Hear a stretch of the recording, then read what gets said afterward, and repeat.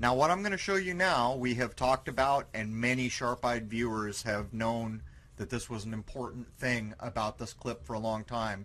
Here comes the wave. Look at the dark underlined crater in the center of your screen. Watch how it's displaced, almost like you're looking through water. There goes the wave backwards, forwards, the wave hits the crater, displaces. This wave is displacing, as if you were looking through water, the entire image of the moon. Now, I've never taken the time to animate this. I have talked about it. There it is zoomed in. Now, this is running at 30%, and I'm going to zoom out. There goes the wave to the top, and there's going to be another wave coming in from the bottom. Now, I'm going to run this at 30%, so as the wave comes in, you can choose any landmark you want. Here comes the wave from the bottom to the top. Choose any little landmark you can see there and watch it be displaced. Now, that round-looking ring crater, forwards, backwards, and one more time forward, and I'll zoom out, and you can watch it go all the way to the top. Again, this is at 30% with quite a few filters like find edge and some other things, invert. Now that means a lot. That means the entire image of the moon was displaced by this wave. Pitcher, steroid, Santa Claus kicks and deals. It's a long fly ball going back, and the ball shatters the sky, bringing the ocean itself down into the stadium. Oh, Simpson just broke this dream's reality wide open. Well, since I don't know what to trust anymore, I've gone back to this a lot. Especially recently. I was born into a Catholic family, and this is actually my mother's Bible, but I keep going back to this. This that I, a year and a half ago, made fun of to my roommate, and then had to put my foot in my mouth because, I don't know, this could actually be a depiction of our Earth or something similar to it.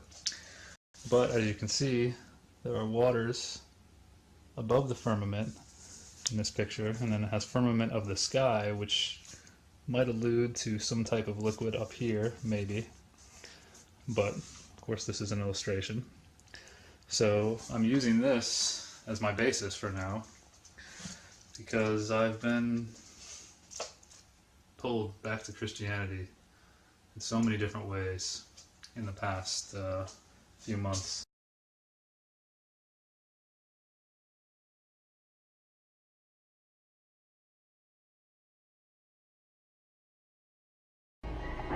One of the strangest places on the ocean's floor was only just discovered in the 1990s. I might agree as one of a handful of people to ever see it in person. Without a doubt, one of the most amazing things that I had ever seen in the bottom of the ocean. It was while filming for Blue Planet. It was in the Gulf of Mexico. I noticed there's something out in the distance. Couldn't tell exactly what, but it looked like a dark band. And as we approached it, the dark band became a donut. I saw this donut that was black in the center. What the heck is that? And so, as we get closer and closer to it, I noticed that the black band had what appeared to be kind of steam over it. And then I looked, and there was water lapping against the shoreline. This band was a ring of mussels. And inside the ring of mussels was a lake. And it's like, wait a minute, I'm already underwater. We went out over the water in this lake and tried to descend in it and bounced off. It was so super saline and dense that the submarine couldn't go down in it. We literally bounced off. And as we bounced off, we sent ripples heading back to the shoreline. It was insane. I've never seen anything like it.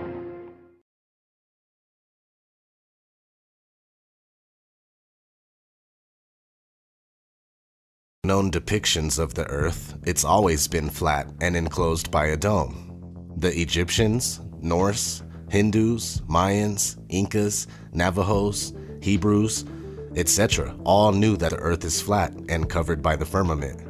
which is basically an impenetrable barrier encapsulating the flat plane. The flat Earth model dominated for thousands of years. It wasn't until 1543 that Nicholas Copernicus proposed the heliocentric model of the universe. But even with that, flat earthers and the flat Earth model still went strong all the way up into the 1900s.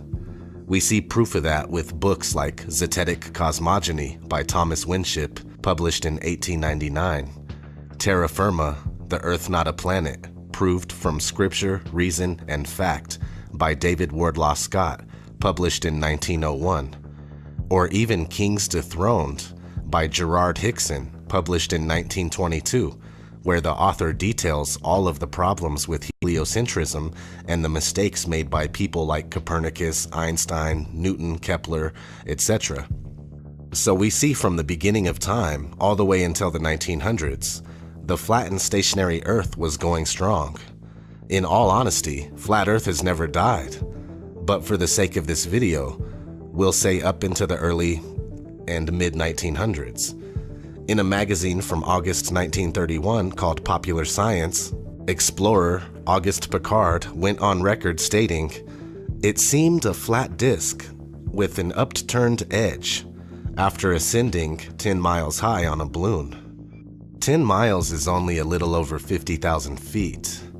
Today we have balloons going up to 121,000 plus feet, which is almost 23 miles, and the Earth still shows nothing but flatness. Not to mention the horizon remains at eye level at that height, something that would not be possible if the Earth was a sphere. Mainstream science says that curvature becomes visible at 35,000 feet. It simply is not so. Now let's run through another timeline, the timeline of trying to hide the flat Earth. Now we're going to exclude Copernicus here. We know that heliocentrism, spinning ball Earth, has been pushed since the 1500s, but it wasn't until the 1900s that moves were made to hide the true shape and nature of the Earth. In fact, they started programming us in 1912, before Earth's shape was even proven, supposedly. With the founding of Universal Pictures, we have been shown a spinning globe before every movie by that company for over 100 years. But anyway, that started in 1912, and we kept cruising, and in 1946, we have Operation High Jump, where an expedition to Antarctica was led by Admiral Richard E. Byrd. They say they went to Antarctica to train, test equipment, and test the possibilities of establishing and maintaining military research bases. They claim to have charted the Antarctic coastline during this time. Who knows what else they found? Fast forward a little bit. 1955, Operation Deep Freeze. This is just an expansion of High Jump, where more research bases are added to Antarctica. Fast forward a little more, 1958. NASA is established, followed by the proposal of the Antarctic Treaty in 1959, and the implementation of it in 1961. The treaty basically puts Antarctica off limits to civilians, with the exception of guided tours that are carefully supervised. In 1962, Operation Fishbowl takes place. Now this is where people start thinking that they found the firmament or dome during Operation High Jump or Operation Deep Freeze, because for some reason, they started firing nuclear missiles straight up as if trying to mess with the firmament somehow. And not to mention the name of the project, Fishbowl, easily symbolic for the enclosed nature of our world. A lot of people don't believe in nukes, nuclear weapons, but I obviously can't confirm one way or the other. Just do your own research. Okay, so the same year, 1962, JFK gives his famous "We choose to go to the moon" speech. Now, I think all of these events tie into these guys finding out about the true disposition of Earth, including the crystalline canopy that we can't get past. Keep that in mind. They know we are trapped in and we can't leave, and they choose to pretend like we can leave, which comes back and bites them in the ass later. We'll get there, but let's continue. 4 years later, 1966, Lunar Orbiter 1 captures the supposed first ever picture of Earth from deep space. 2 years after that, in 1968, Apollo 8 captures this. In 1969, they capture this after Apollo 11 lands man on the moon for the very first time. And in 1972, on their sixth and final trip to the moon, we get one of the most famous pictures of all time, the blue marble. These alleged pictures of Earth, especially 1972's blue marble, are the entire reason behind pretending to go to the moon in the first place. The spherical Earth, flat Earth debate is over.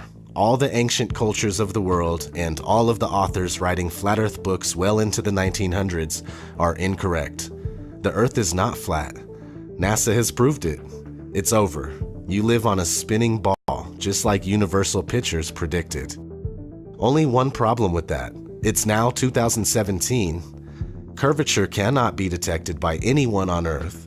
Motion can't be detected, nor has it ever been proven, and now all of a sudden we can't figure out how to get past low Earth orbit. Early in the next decade, a set of crewed flights will test and prove the systems required for exploration beyond low Earth orbit. NASA's next spacecraft, already being built and tested across America, will do those things and more.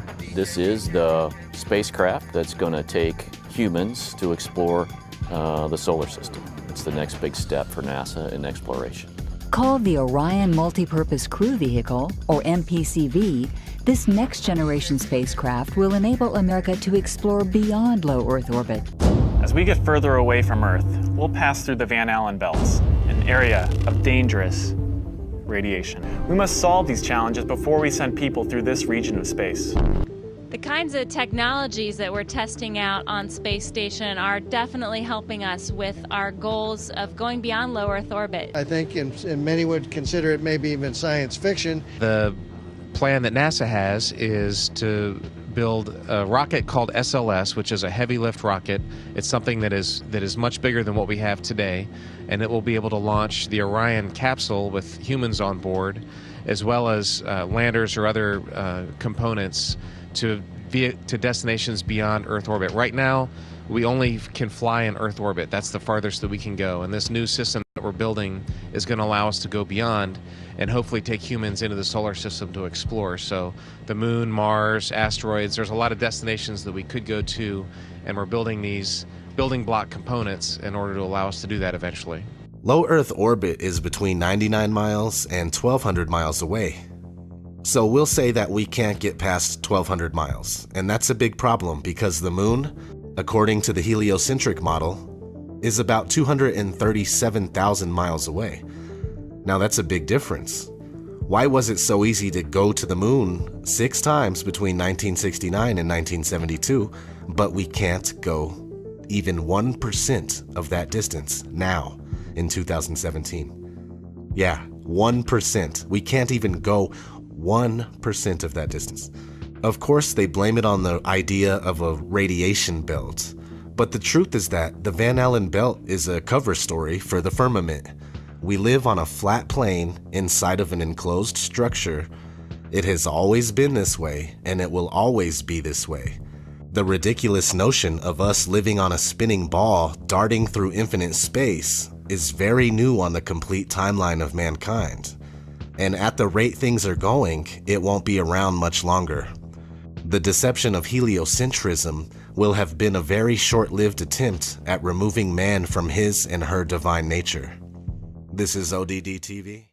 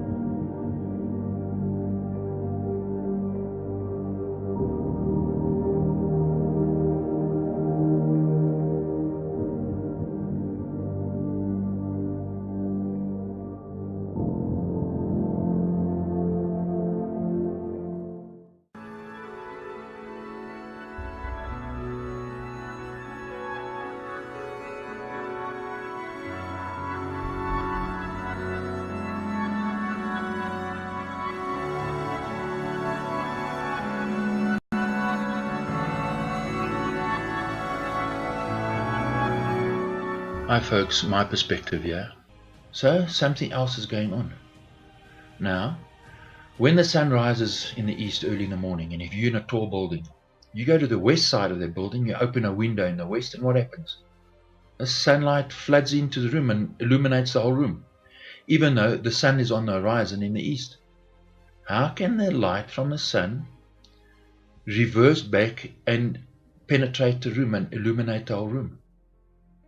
That's because the light that's coming into that window is not from the sun. It's as simple as that. So now what I'm telling you and what we're discussing goes against the grain. I know it does, but we're going to prove it. So before you have a knee-jerk reaction and start throwing things around, chill out, be calm, and pay attention. So to help us understand this, we're going to look at buildings on the horizon. So you'll see, for example, if the sun's in front of you, now the sun travels across. If there's only one light source, the back end of the building cannot be illuminated because the light can't bend around those buildings and illuminate the back of those buildings. It's simply impossible. So something else is happening. You see, this happens at night time because you have one light source at night. It's the moon. The same would happen during the day, just that the light would be stronger in the day. This light that's supposed to be in outer space cannot turn the sky blue. It's physically impossible. So this is not what we see. Your life on earth, if the sun was giving us, it was the only light source in the day, our lives would be miserable. In fact, we wouldn't survive. This is not what we see. Yet in the day, the light's in front of you, the back end of the building is illuminated. Tells you that there must be two light sources in the day. You're going to say, well, that's insane. Well, go outside, use your eyes and look. What we've been taught about the world we live in is an illusion. It's fantasy. So a photographer would do the same. You see, a photographer has a person standing there. He cannot use one light source. He would use a soft light, he would use a reflector, and then he would use a hard light.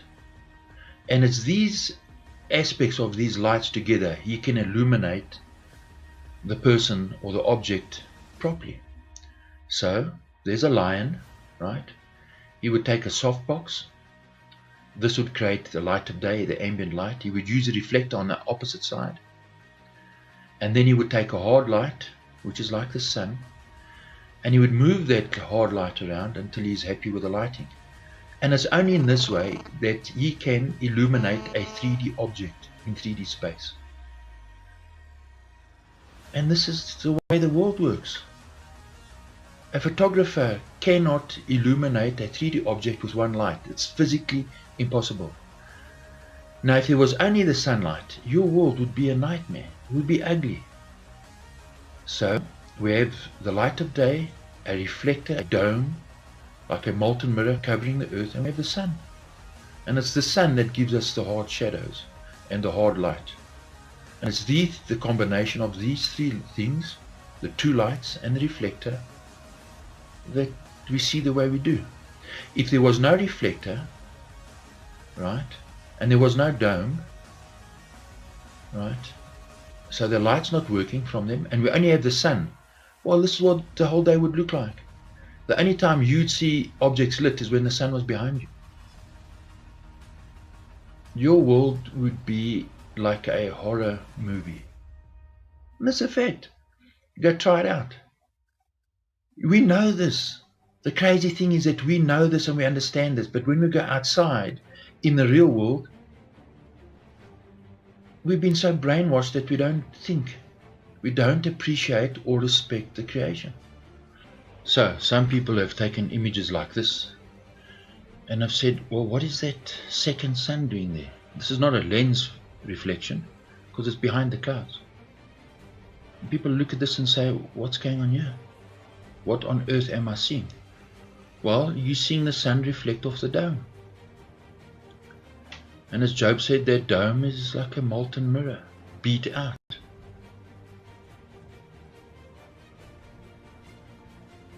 You see, here's another image. People look at this and say, well, what's going on?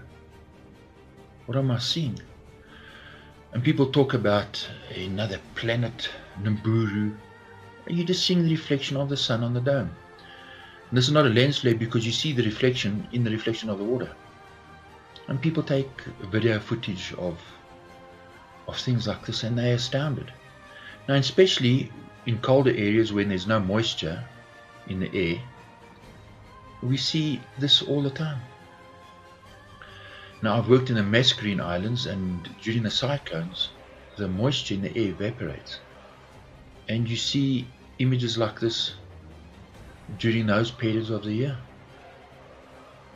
And most people look at it and ponder it, but the reality of what it actually is and what they are seeing escapes them.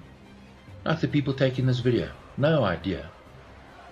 They just say, wow, it's amazing. Here's people in the Amazon. So obviously after it rained or it's extremely dry in the heat of the day, and they see this and wonder, look at this. While you're seeing the sun reflect off the dome. It's as simple as that. If there's a ball spinning around in space, well, explain how that's happening.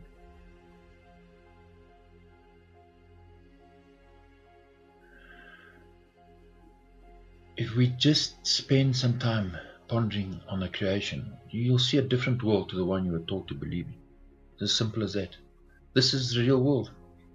This is reality.